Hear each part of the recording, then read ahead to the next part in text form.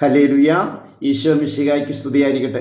ഈശോയിൽ ഏറ്റവും സ്നേഹം നിറഞ്ഞവരെ, ഇന്ന് പരിശുദ്ധാത്മാവ് നമുക്ക് നൽകിയിരിക്കുന്ന തിരുവചന ഭാഗം സഫാനിയുടെ പുസ്തകം 1-ാം അധ്യായം 6-ാമത്തെ തിരുവചനമാണ്. ദൈവവചനം ഇപ്രകാരം വെളിപ്പെടുത്തിയിരിക്കുകയാണ്: കർത്താവിനെ അനുഗമിക്കുന്നതിൽ നിന്ന് പിന്തിരിഞ്ഞവരെയും അവിടുത്തെ അന്വേഷിക്കാത്തവരെയും അവിടുത്തോട് ആരായാത്തവരെയും ഞാൻ സംഹരിക്കും. Hallelujah, hallelujah, hallelujah.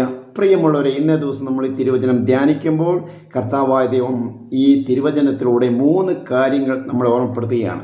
ഒന്നാമത്തെ കാര്യം, കർത്താവായ ദൈവം പറയുകയാണ്, കർത്താവിനെ അനുഗമിക്കുന്നതിൽ നിന്ന് പിന്തിരിഞ്ഞവരെയും. ഈശോയെ അനുഗമിക്കാതെ ഈ ലോകത്ത് ജീവിച്ചാൽ കർത്താവ് നമ്മുടെ കൂടെ ഉണ്ടായിരിക്കില്ല. ഹല്ലേലൂയ.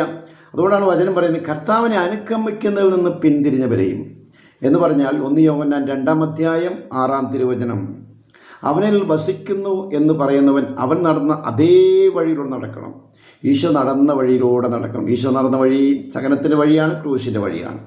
അപ്പോൾ പ്രയാസങ്ങൾ വരുമ്പോൾ, പ്രതിസന്ധികൾ വരുമ്പോൾ, ഒരു ക്രൈസിസ് നമ്മുടെ ജീവിതത്തിൽ അനുഭവപ്പെടുമ്പോൾ ഈശോയ്ക്ക് നന്ദി പറഞ്ഞ് പ്രാർത്ഥിക്കണം. ഹല്ലേലൂയ. രണ്ടാമത്തെ കാര്യം പറയുന്നത്, അവിടുത്തെ അന്വേഷിക്കാത്തവരെയും ഈശോയെ അന്വേഷിക്കണം. എങ്ങനെയാണ് ഈശോയെ അന്വേഷിക്കേണ്ടത്? എവിടെയാണ് ഈശോ വസിക്കുന്നത്?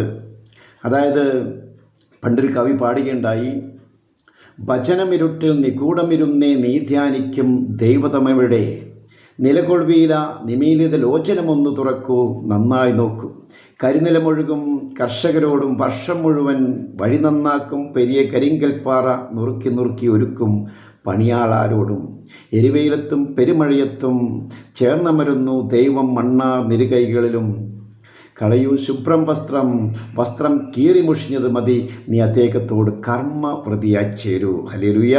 പ്രിയമുള്ളവരെ, കർത്താവതയം ആഗ്രഹിക്കുന്നത് പോലെ പുണ്യപ്രവൃത്തി ഈ നോമ്പിൻ്റെ കാലഘട്ടങ്ങളിൽ ചെയ്യണം. പരസ്നേഹം, നിന്നെപ്പോലെ തന്നെ നിൻ്റെ ആൾക്കാരനെ സ്നേഹിക്കണം. ഹല്ലേലൂയ. അതാണ് ഈശോയെ അന്വേഷിക്കുന്നവർ അങ്ങനെയാണ് ചെയ്യേണ്ടത്. മൂന്നാമത്തെ കാര്യം പറയുന്നത്, അവിടുത്തോട് ആരായാത്തവരെയും. എങ്ങനെയാണ് അവിടുത്തോട് ആരായാത്തവർ? അതായത് പരിശുദ്ധാത്മാവിനെ അറിയാൻ വേണ്ടി പ്രാർത്ഥിക്കണം. അങ്ങനെ ഈശോയുടെ ഹിതമനുസരിച്ച് ഭൂമിയിൽ ജീവിക്കണം. അപ്പോൾ ഈശോ നമ്മളെ രക്ഷിക്കും. ഒരിക്കലും ഈശോ നമ്മളെ ശിക്ഷിക്കുന്ന കർത്താവല്ല, നമ്മളെ രക്ഷിക്കുന്ന കർത്താവാണ്. ഇന്ന് ലോകം മുഴുവൻ അർപ്പിക്കുന്ന പരിശുദ്ധ കുർബാനയിൽ ദീപികാൻ ഈശോ ഏറ്റവും യോഗ്യത നമുക്ക് സ്വീകരിക്കുകയും ചെയ്യാം. നല്ലൊരു ദിവസം ആശംസിക്കുന്നു. ആമേൻ.